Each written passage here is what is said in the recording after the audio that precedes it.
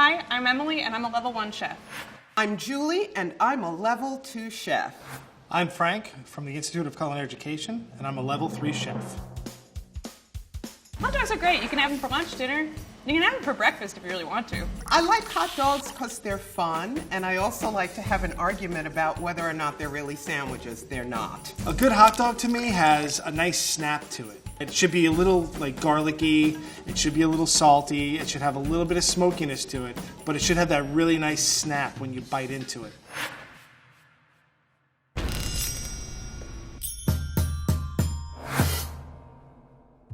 So these are my hot dogs. They're just regular grocery store hot dogs. I am using real, authentic German bratwurst. I love a hot dog. I like it with the weird pork. Today I'm going to be making lamb hot dogs from scratch. I like kind of that gaminess of the lamb. I'm going to be boiling my hot dog. It's easy, it's fast, and it's a way to make a hot dog. I am making a braising liquid for my brats. We're gonna start to make a little base. So we're gonna take our butter, dump that in my pan, and I'm gonna dump the onions in there. First thing we're going to do is grind all the meat. I have some lamb shank meat, some pork fat back, and a bunch of spices. I'm using pork fat mainly because it's readily accessible, cuts down on the gaminess of the lamb just a little. Next thing we're going to do is add the spices, and on the spices here I have salt, a little bit of curing salt, some paprika, some smoked paprika, a little bit of Aleppo pepper, it's going to give us a little bit of a kick, some onion powder, some granulated garlic, cumin and coriander, and some black pepper. Add all this in and stir it around. I'm going to take this, I'm going to put it in the freezer for about 15 minutes. I don't want it to be frozen, I want it just a little crispy, nice and cold. The other thing I like to do is I just prick the brats a little bit with the tip of my knife, just a little, because you want that nice braising liquid to seep in. So I've got here a pot of water, and I've just brought it to a boil. And I'm just going to drop my hot dog in there and boil it for 4 or 5 minutes. Next up, we're going to puree this meat mixture. It's going to go from that bright red to a little bit of white. And that means that our fat is getting mixed up and chopped up, and that's kind of the start of our emulsion. So I have crushed ice here. This is not only going to make the mixture really cold, it's also going to add a little water to this. Helps make the emulsion. So we're just gonna drop our brats in here, and now Guinness Stout, the braising liquid. What I want to do is get it boiling. Sometimes I add a little bit of water just to thin out the braising liquid, and we're gonna let them simmer for about 10 minutes or so. All right, in goes the hot dog. And now we wait. Now we're going to stuff the hot dogs into a casing. We're going to use some sheep casing, which is really skinny. So we have our meat mixture, and this goes directly into the stuffer. So I'm just going to pack this down into my sausage tube to make sure there's no air bubbles. And I'm going to start cranking it down. So the casing goes on. Next thing we want to do is make sure there's a little bit of water on this tray, because the water is going to help the sausage slide around when we actually start to fill. I take the end, I'm going to tie a nice knot, and then I start to crank. I'm just going to control the speed at which it comes out with my left hand and just feed it, and I can just tear the casing. I'm going to tie it, and then we're going to take these and we're going to make them into links. I'm going to squeeze about what I think a hot dog link is, twist one way, and then I squeeze the other one and twist the opposite way. And there we have our hot dogs. So just keep checking that it's a nice rolling simmer, not a boil, just a simmer. And just keep taking your top off, well, not your top, but taking the hot top off. And checking that it's not over boiling. I mean, probably boiling a hot dog is not as delicious as doing other more advanced methods, but it's the easiest. Next up, we're gonna poach the hot dogs. Our water is just below the boil. I don't want to put the hot dogs into the water and have them boil away, because that will break our emulsion. We're just gonna drop them in. I'm not gonna mess around with them too much. I'm just gonna rotate it a little bit. I don't think you have to do this, but this is just for my own antsiness. So the hot dogs have been poaching for about 7 minutes. And I'm gonna kind of string those in to my ice just to preserve that plump, kind of nice crisp hot dog. If you don't put them in an ice bath, they start to get wrinkly. They look like old man ankles. After I chill these all the way, I'm gonna put them in the fridge overnight. All right, it's been about 4 minutes, so I think I can take this out of its boiling water bath. Now we've got that beautiful hot dog water. Perfect for a hot dog martini. So now that we've braised, we are going to sear. So the hot dogs have been chilled overnight. We're just gonna cut them into links. And now we're ready to grill our hot dogs. I'm gonna put just a touch of oil. And I'm just gonna lay them down. And what I'm looking for here is a nice char. And just keep turning them. They've been on one side for 2 to 3 minutes. I'm gonna give them a turn.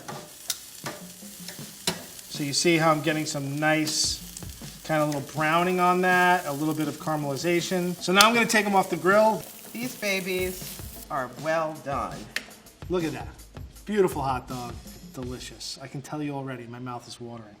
Next up, buns. So we're gonna be steaming our bun in the microwave, because you don't need to be rich to live luxuriously. We need a bun that will stand up to the broth, so I am going to toast them.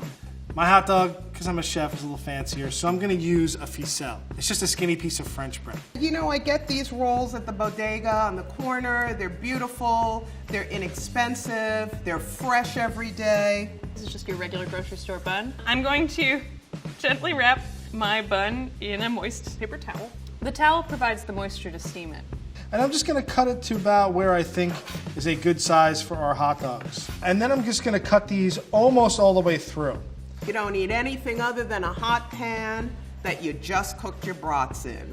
Whatever residual is in there will just enhance the flavor.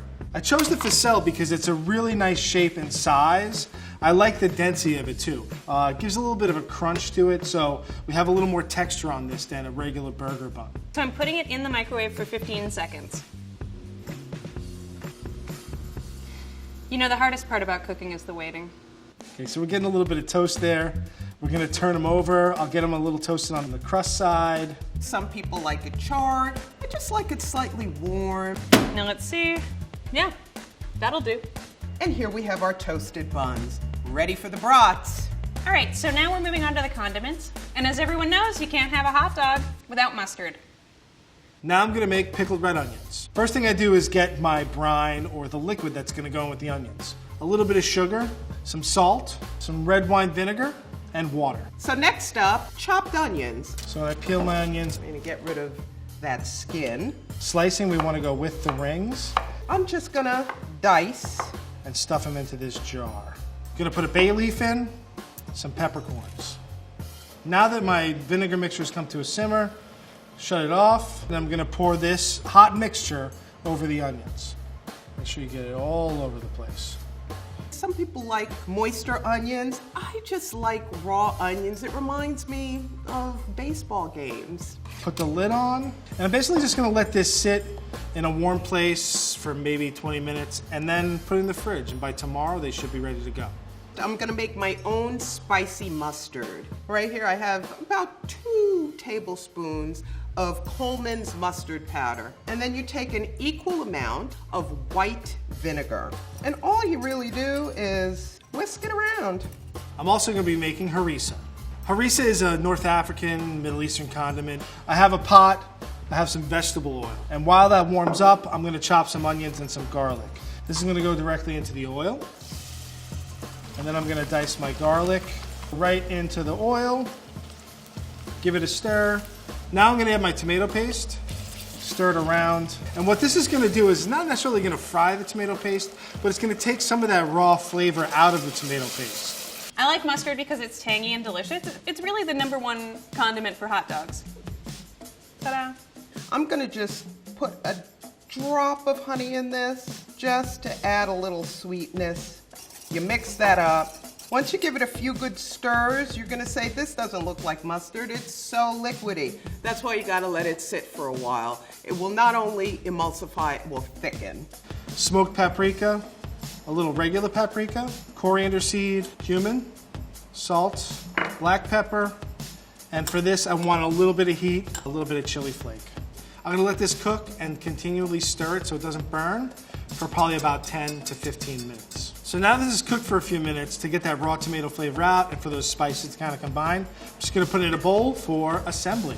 So the last topping that I'm gonna use is good old-fashioned Heinz 57 relish. It has that taste that just takes me back. Now I'm gonna be using sharp cheddar easy cheese. It brings a real tangy, cheesy creaminess to your hot dog. real cheese product.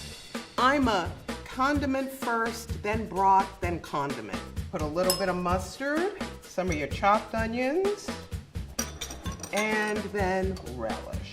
And then we're gonna take a little bit of our harissa, dab it on there. You don't have to go too crazy with this, you want it overpowering. And then the next thing I'm gonna do is just sprinkle some bacon bits on. I mean, best case scenario, maybe even you make your own bacon, but what are you, made out of time and money? And then one little more layer of relish. And then some pickled onions. This is really the perfect combination because you get your salty, your creamy. This is a hot dog for kings. And this is my hot dog. And this is my hot dog. And this is my hot dog.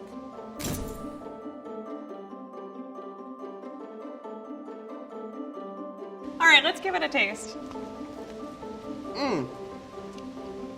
That's juicy, it's delicious. It tastes familiar in a way of the hot dog, but then you get that lamb and spice, a little bit of pickled onions. Delicious. I think it turned out really well. Nice snap to the bratwurst. Yum.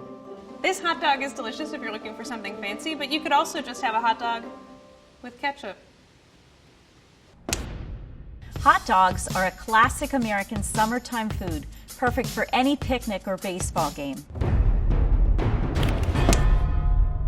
Emily made a pork hot dog. They're just regular grocery store hot dogs. In commercial settings, as pigs are butchered, trimmings are saved, chilled, and ground, and mixed together with spices such as white and black pepper, paprika, forming the hot dogs that we know. Preservatives like sodium nitrite are included in the mix. Sodium nitrite is a very stable compound that keeps hot dogs pink, no matter how much you cook them. Its presence also extends shelf life by lowering pathogenic microbial load and reduces mold growth. Emily boiled her hot dog, which cooks it just fine, but left it more rubbery and less crisp than the other methods. Julie used a bratwurst, which is pork-based, highly seasoned, and has a unique taste that comes from pepper, sage, and nutmeg. It's made in links and is already fully cooked when purchased. These are traditional broths. Her braise started with sweet caramelized onions sautéed in butter. She then added beer, which has the advantage of carrying volatile flavor compounds that vaporize and can develop a wonderful aroma.